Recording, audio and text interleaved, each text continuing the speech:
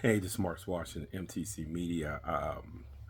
Post game from probably what might have been the best game of the Olympics altogether. USA 95, Serbia 91. And I'll say for people my age, this game is 85 Villanova losing the national championship game to Georgetown after being lights out. That's what this was because Serbia was 85 Villanova.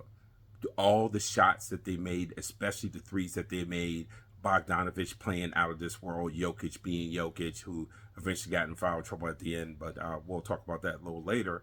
And, this is Georgetown making three more shots and winning that game. And for America, it was Steph Curry. Steph Curry was Steph Curry at 36 points. Um, the three pointers, he finally played the way I think that we all expected him to play, or for guys that are rooting for America, the way that America wanted him to play. He also had 8 rebounds and 2 assists. LeBron James had a triple double, going for 16 points, 12 rebounds, and 10 assists. And then, of course, uh, Joel Embiid, another person, another player who had struggled throughout the Olympics. 19 points, 4 rebounds, and sometimes he didn't get to the rebounds because he's not fleet of foot. He would have had more than four, but he also had a big game and big baskets. I mean, you have Serbia just scoring down on a failed box out, and Embiid comes down on a no pass possession. Hezi pulls up, hits it. Next possession, he has to step back and hits it. And Joel Embiid kind of looked like the Joel Embiid for the Philadelphia 76ers. Kudos to Steve Kerr. Obviously, when it got to the fourth quarter, you realize that subs were going to be at a minimum. If Team USA has anything to look at, is that first half defense, and that the bench outside of Kevin Durant, who had a huge pull up at the end of the shot clock where he sized up his guy, went right at him, had that pull up in the midi and hit it. Who says the midi is dead, right? All of those points were needed, but it came down to stops. Uh, Team USA started getting through the staggers better. You saw at one point when Team USA was up, I think by 3 or 5. There was a stagger. There was stagger actions, and you saw that Kevin Durant split the stagger full speed and got back on the hip. That was the effort that wasn't there in the first half. I think a lot of the first half is, oh, they'll miss. And then when they weren't missing, now the math was mathing. And it's been said at the very beginning is how the world shoots the three-pointer.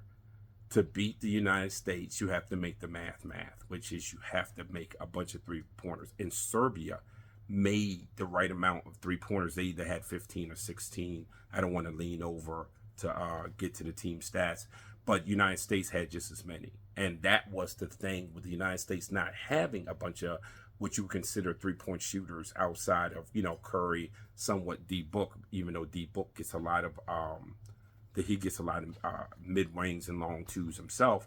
That was the way you were going to beat this U.S. team. You're going to make the math. You're going to hit a bunch of threes, and then you'll trade their threes for twos. And what happened here was Steph was Steph.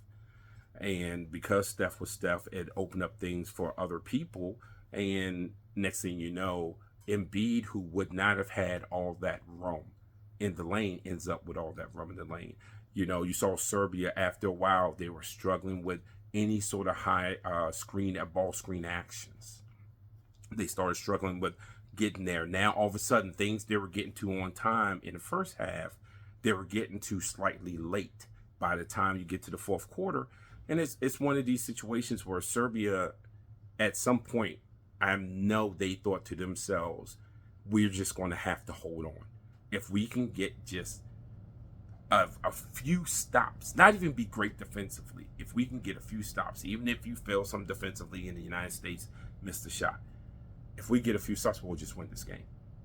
And they couldn't get the stops, and then the United States started getting the stops. And again, I know I mentioned this earlier, I cannot say it enough. The few minutes in the fourth that LeBron was on Jokic was huge. They did get the one on the switch when Durant was on Jokic and LeBron came over to help, and then Jokic hits the little pass. But he took, if you look at that, after that, Jokic offensively wasn't a factor, and defensively you could see he softened up because he had the 4 fouls, and in competition, FIBA competition, when you only get 5. And the United States took advantage of that, and that's what makes this team different.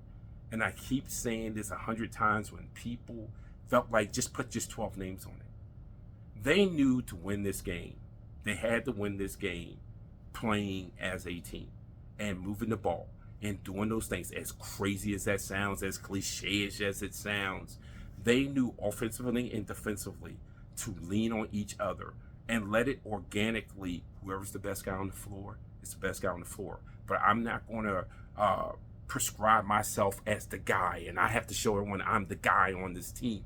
They didn't do that. It's the reason why they won. It's the reason why Curry was open. It's the reason why LeBron was able to get down. Those things are the reason why. Because if one guy tried to be the alpha on this team, this whole post game would be completely different. Because it would have been 2004. It would have been completely different. But because this entire Olympics, they have not played that way. And even to a fault, because sometimes they overshare, even to a fault, they wanted this team to be a sharing team. And for a game like this, if they're not a sharing team, they don't win. And so for all these guys wanting this to be like at your Lifetime league over at Lifetime Fitness, and I'm the guy, and look at me, Mamba mentality and stuff like that, it doesn't work here. The world is too good, guys. You don't want to accept that. The world is too good. Everyone has NBA players. Everyone has professionals. The world is too good to play that way. And kudos to Grant Hill, because today was the day where you saw Grant Hill's roster construction and the depth he had and the versatility in the depth that he had. And this was pointed out. I can't remember who pointed this out. I don't know if it was Windhurst or not. But the difference between what Grant Hill did and what Colangelo did. A lot of times with Colangelo, you had that core 9, and then you had 3 role players. And in Grant's case, it was really only 1 role player, which was Derek White. But the core guys were versatile and unselfish. And they knew that they had the unselfishness in AD and Bam. So you could have Embiid there along with them. They knew that you had the unselfishness with Drew Holiday. They knew that. And they knew, whether they didn't know which game it was, but they knew there would be a game where that unselfishness was what was going to propel them. And that's what propelled them. For Serbia, it was one of those things where guys who were hitting shots in the first half didn't hit shots. Now, Bogdanovic, his confidence never wavered, and of course, Jokic is Jokic. But those other guys, next thing you know, they're missing shots. Those other guys, next thing you know, they're not coming. Go back and watch the game. Next thing you know, they're not coming off those screens as hard, are they?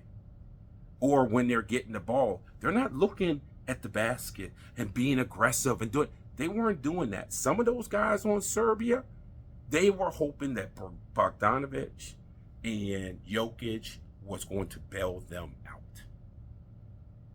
And in USA's case, because they were down by 15 going in the fourth, it was almost as cheesy as it may sound. It was no different than Endgame, Avengers Endgame, when he said, Avengers Assemble.